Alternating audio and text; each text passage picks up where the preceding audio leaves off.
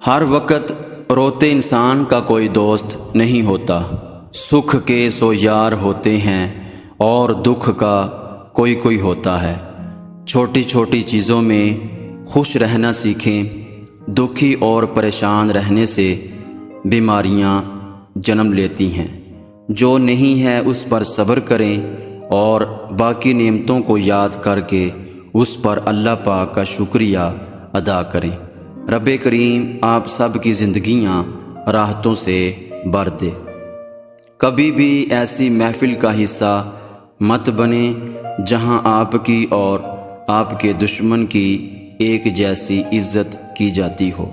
خود کو مضبوط رکھنا ہے تو صرف ایسے لوگوں کے ساتھ بیٹھیں جو آپ کی عزت کو اپنی عزت سمجھتے ہیں، ورنہ آپ تنہا بہت ہی اچھے اور مضبوط ہیں۔ اپنے خیالوں کی حفاظت کرو کیونکہ یہ تمہارے الفاظ بن جاتے ہیں۔ اپنے الفاظ کی حفاظت کرو کیونکہ یہ تمہارے اعمال بن جاتے ہیں۔